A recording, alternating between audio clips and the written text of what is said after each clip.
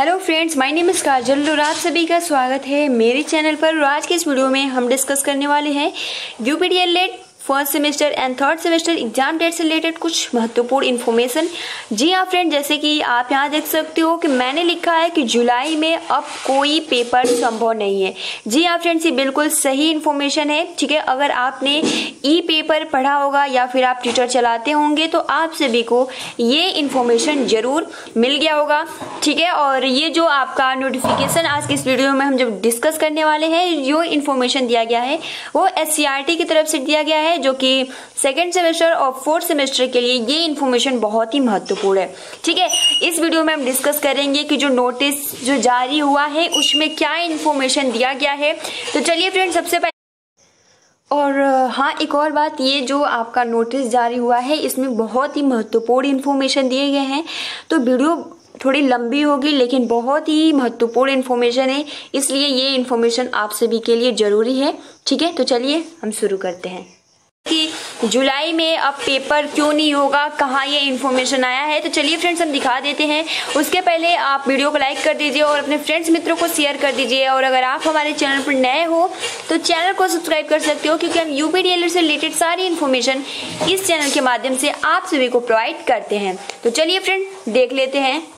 Friend, जैसे कि आप यहाँ देख सकते हो ये ट्विटर है। ठीक है, और यहाँ जो बोला जा रहा है कि कोरोना के बढ़ते संक्रमण के चलते जुलाई में अब नहीं होंगी विश्वविद्यालयों में कोई भी परीक्षा। जी हाँ फ्रेंड्स, ये बिल्कुल सही है, फेक नहीं है। ठीक है, कोरोना के बढ़ते संक्रमण के कारण अब जुलाई मंथ में जो विश्वविद्यालय का परीक्षाएं थी उनको कराना अब पॉसिबल नहीं है। चलिए हम देख लेते हैं जो मानव संसाधन विकास मंत्री है उन्होंने इस पे क्या अपना राय दिया। जैसे कि आप देख सकते हो कि कोरोना के बढ़ते संक्रमण के चलते जुलाई में अब नहीं होंगी विश्वविद्यालय में कोई भी परीक्षा। ठीक है, और कोरोना के देश भर में बढ़ते संक्रमण और जुलाई में इसके चरम पर पहुंचने को लेकर लगाए जा रहे अनुमानों को देखते हुए फिलहाल जुलाई में अब कोई भी परीक्षा नहीं होंगी। और सीबीएसई की बाकी बची परीक्षाओं को रद्द करने का ऐलान के बाद मंत्रालय ने जुलाई में प्रस्तावित अन्य परीक्षाओं को लेकर भी ऐसे ही संकेत दिए। जैसे कि आप सभी को पता है कि 1 से 15 जुलाई के बीच में सीबीएसई की परीक्षाएं थी जिसको रद्द कर दिया गया है। ठीक है, तो अब जितने भी और भी जो विश्वविद्यालय की परीक्षाएं थी उनको लेकर भी जो परीक्षा जो समिति है वो चिंतित हो रही है और साथ ही इसे लेकर नए सिरे से समीक्षा शुरू कर दी है। देखिए फ्रेंड्स, यहाँ जो आप सभी को इन्फॉर्मेशन भी मिला होगा कि परीक्षा हो या प्रमोट हो इसके लिए समिति बनाई जा रही थी, आपने वो नोटिस जरूर देखा होगा।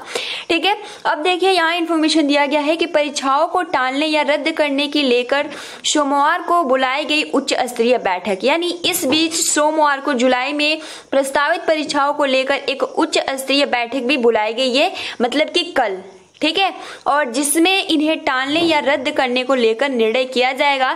यानी कल मंडे है आपका और कल एक समिति बैठाई जाएगी और उसमें ये निर्णय लिया जाएगा कि क्या जितनी भी परीक्षाएं हैं जब स्थिति सामान्य होती है तो क्या एग्जाम करवाना पॉसिबल है या फिर इसको प्रमोट करना इज द बेस्ट ऑप्शन है। तो फ्रेंड देखिए, अगर हम अपनी सलाह दे तो ऐसी स्थिति में एग्जाम कराना सबसे बड़ी गलती होगा। ठीक है, और जैसे कि फ्रेंड्स अगर आपने इंटरव्यू देखा होगा रमेश पोखरियाल जी का, तो जब उनसे पूछा गया कि जब धार्मिक स्थल खुल सकते हैं, मार्केट खुल सकता है, तो स्कूल और कॉलेज क्यों नहीं खुल सकता है। जैसे कि आप सभी को पता है कि धार्मिक स्थल में भी भीड़ होता है। तो फ्रेंड्स उनका जो कहना है कि नहीं, ऐसा नहीं होगा, क्योंकि बहुत सारे मैक्सिमम ऐसे स्टूडेंट्स हैं जिनके जो पेरेंट्स हैं वो बहुत ही परेशान हो जाते हैं कि अगर हमारे जो भी बच्चे या जो भी स्टूडेंट्स कॉलेज जाएंगे तो उनको हो सकता है कि बहुत बड़ी समस्या खड़ी हो सकती है।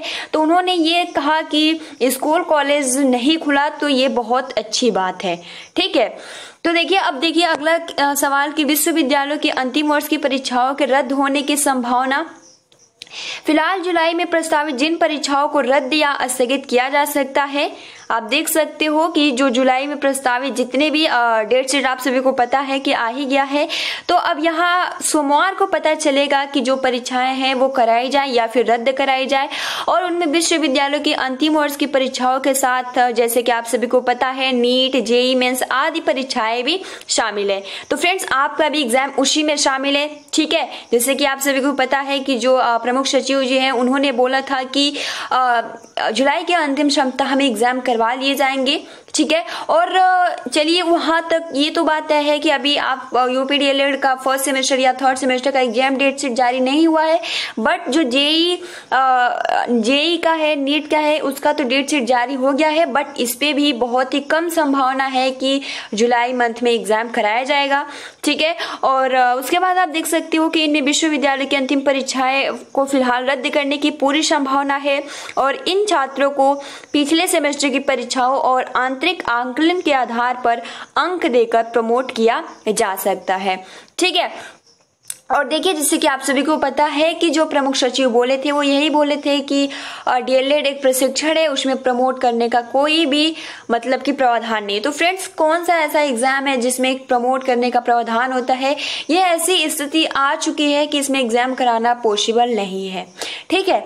और देख लेते हैं जैसे कि आप यहाँ देख सकते हो कि यूजीसी को पहले ही समीक्षा के दिए जा चुके हैं निर्देश, यानी मंत्रालय ने स्थिति की गंभीरता को देखते हुए पिछले दिनों ही विश्वविद्यालय अनुदान आयोग यानी यूजीसी से विश्वविद्यालयों को लेकर घोषित अपने परीक्षा प्लान और शैक्षणिक कैलेंडर के नए सिरे से समीक्षा करने के निर्देश दिए थे, जिसे लेकर यूजीसी ने भी एक कमेटी गठित की और जो इसे लेकर सुझाव देगी। फिलहाल यूजीसी की मौजूदा प्लान के तहत विश्वविद्यालयों की अंतिम वर्ष की परीक्षाएं 1 से 15 जुलाई के बीच में प्रस्तावित थी, जो कि बिल्कुल ही रद्द कर दिया गया है, ठीक है। और उसके बाद देख सकते हो कि विश्वविद्यालय की परीक्षाएं अब नहीं होंगी और नया शैक्षणिक सत्र अक्टूबर तक खिसकेगा। वही नया शैक्षणिक सत्र 20 सितंबर से शुरू होना है, लेकिन सूत्रों की माने तो विश्वविद्यालय की परीक्षाएं अब नहीं होंगी, साथ ही शैक्षणिक सत्र भी अब अक्टूबर तक खिसकेगा और जिसका ऐलान भी सोमवार को हो सकता है। तो देखिए फ्रेंड्स सोमवार को ही पता चलेगा कि क्या एग्जाम हो या इसको प्रमोट कर दिया जाए, और अगर इसको प्रमोट कर दिया जाता है तो बहुत ही अच्छी बात है, क्योंकि ऐसे स्थिति में एग्जाम करवाना पॉसिबल नहीं है। और आप सभी को पता भी है कि जो ट्रेनें चल रही थी वो भी बंद हो गई हैं, ठीक है फ्रेंड्स। तो ये इन्फॉर्मेशन था जुलाई में एग्जाम न करने के कुछ रीजन, ठीक है। और चलिए फ्रेंड्स अब हम नोटिस को देख लेते हैं। जैसे कि आपने ये नोटिस देखा भी होगा, ठीक है। इसी में बोला गया था कि उत्तर प्रदेश राज्य विश्वविद्यालय की परीक्षाएं संपन्न कराए जाने के संबंध में विचार और संस्तुति उपलब्ध कराए जाने के संबंध में निम्नांकित समिति का गठन किया जाएगा, जिसमें ये सभी लोग हैं, ठीक है। तो ये 3 दिन के अंदर यानी कल मंडे को बैठक होगी और उसी में इंफॉर्मेशन दिया जाएगा कि क्या जो एग्जाम है इसको करवाए जाएंगे या फिर नहीं। और फ्रेंड्स ये एससीईआरटी की तरफ से नोटिस जारी हुआ है, जो 25 जून 2020 को नोटिस जारी हुआ था, ठीक है। और इसमें जो इन्फॉर्मेशन दिया गया था कि प्रेषक निदेशक राज्य शैक्षिक अनुसंधान यानी एससीईआरटी सेवा में उप शिक्षा निदेशक उप प्राचार्य, ठीक है, जो विषय है छात्र छात्राओं के लिए करके सीखना, ठीक है, करके सीखना कार्य योजना के संचालन एवं क्रियान्वयन के संबंध में ये नोटिस जारी किया गया है। जैसे कि आप देख सकते हो कि आप अवगत हैं कि कोविड-19 महामारी के कारण विद्यालयों के बंद होने के फलस्वरूप शिक्षण अधिगम जो है वो बाधित हो रहा है और डीएलएड प्रशिक्षुओं की कक्षा शिक्षण यानी इंटर्नशिप में कठिनाई भी होगी। तो फ्रेंड्स आप देख सकते हो एग्जाम हुआ या नहीं, सेकेंड सेमेस्टर की प्रशिक्षण चल रही है, उसमें मैक्सिमम स्टूडेंट्स हैं जो सेकेंड सेमेस्टर की तैयारी कर रहे हैं, और उसमें से मैं अगर कहूँ तो 50 या 60% ऐसे बहुत सारे प्रशिक्षु हैं जो अपना सेकेंड सेमेस्टर की प्रिपरेशन नहीं कर रहे हैं, क्योंकि उनके पास क्योंकि जो एससीईआरटी क्लासेस चला रही है वो किस पे चला रही है, तो फेसबुक पेज पे चला रही है। तो ऐसे मैक्सिमम प्रशिक्षु है जो कि अपना सेकेंड सेमेस्टर की प्रिपरेशन नहीं कर पा रहे हैं। और आप यहाँ देख सकते हो कि ये नोटिस जारी कर दी गई है कि इंटर्नशिप में कोई कठिनाई नहीं होगी, और उक्त के परिप्रेक्ष्य में राज्य शैक्षिक अनुसंधान एवं प्रशिक्षण परिषद जिला शिक्षा एवं प्रशिक्षण संस्थान और स्वयं सेवी संस्था प्रथम एजुकेशन फाउंडेशन के द्वारा जिला शिक्षा और प्रशिक्षण संस्थानों के प्रशिक्षुओं के शिक्षण कौशल को विकसित किया जाना प्रस्तावित है।